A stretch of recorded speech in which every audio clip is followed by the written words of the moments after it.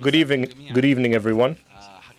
It is a great honor to be here today and to stand in front of you in the audience. And it is a very special time. Usually at this time, Yemenis are chewing qat. It is a maqil time. It's a time for people to gather and discuss things. And this is a very special time for Yemenis, where people are able to discuss, where they're more relaxed, and there's always an opportunity to exchange ideas about the lives and the things that matter to them. And so welcome everyone at this time. Today we are launching the second Yemen International Forum, but this time we are in The Hague in the Kingdom of the Netherlands.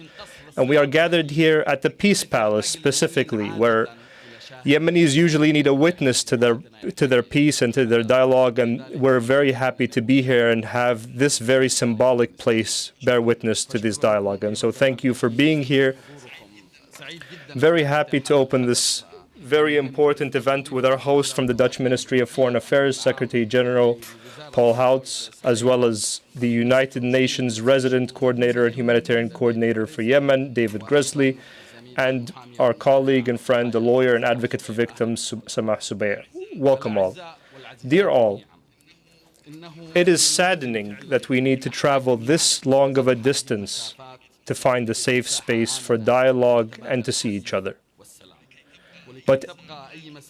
But any space that is available for people to meet remains an important and unmissable opportunity, because it is the starting point towards creating broader spaces for discussions between us, and it is until we have an opportunity to return these conversations to Yemen, a country currently overrun with violence and sorrow.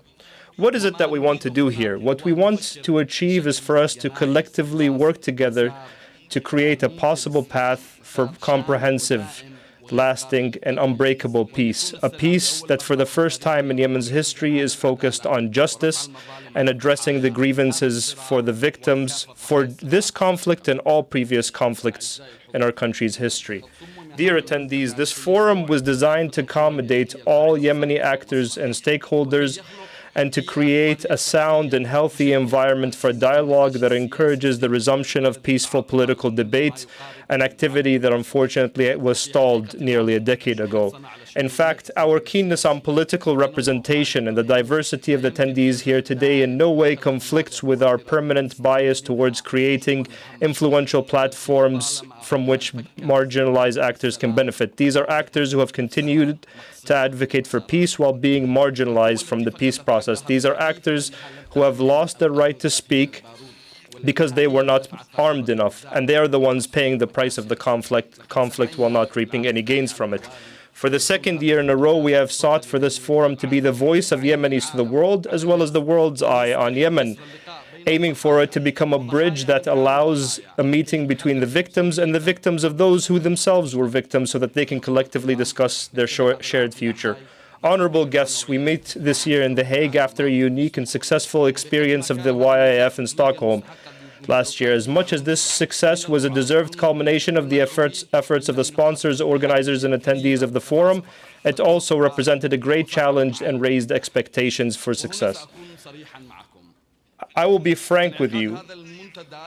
The convening of this forum doesn't mean that peace will be immediate, that we will have peace tomorrow. But as we emphasized last year, this major political activity seeks at least to reflect the aspiration to resolve the Yemeni equation, because Yemenis find it very easy to fight for years, but very difficult to hold a dialogue for days.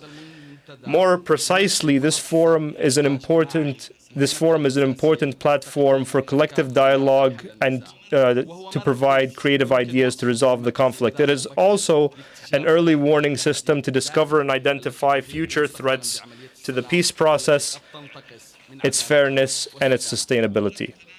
Despite the growing state of frustration and the protracted years of war, we will never tire of reviving opportunities for dialogue. No matter how futile these attempts might seem, we believe that discussion and the development of ideas is the beginning of a path towards change. This belief is not based in hopeful fantasy, but is a conclusion of practical and institutional experience. The Sanaa Center has been a pioneer in presenting new ideas that aim to bring change to the stagnant waters of this crisis. Whatever our final assessment of how these ideas were applied, it will still be like a large stone thrown into a stagnant pool of conflict. All of the political breakthroughs that we've witnessed this year and last year were initially just ambitious ideas that were put forward with courage and seriously discussed. With a little bit of patience and perseverance, the ideas have become a reality. This only makes us more firmly believe in the importance of this forum, which brings together a majority of the Yemeni political spectrum, economic institutions, the most important representatives of civil society, and high-level representation from the international community, inducing them to collectively discuss all vital issues and sensitive files. The objective of all of this is to reach a comprehensive vision that enhances the spirit of consensus in a country. We've always believed that exceptional problems such as the Yemeni crisis require thinking of exceptional and unconventional solutions, as well as establishing active and sustainable tracks that advance these visions and attempt to achieve them. This is what we hope to achieve over the coming few days and in the days after the forum. Before concluding, I would like to reiterate my thanks to all of the attendees for bearing the long trips, especially those coming from Yemen. They have traveled long distances, have gone through risks and difficulties, and even when they return will still face risks. The people who want to find a platform or space for discussion this far away from their homes. We also would like to thank those who have come from other places in the world for their participation. I would also like to express my deep gratitude to our sincere partners in the Dutch government, the European Union, the Norwegian government, the Open Society Foundation, and the Folk Bernadotte Academy. I would also like to thank our local and international partners who have creatively contributed to the design of the forum sessions and helped us with great dedication in managing its activities. Thank you all very much. Thank you for being here, for participating. Thank you all.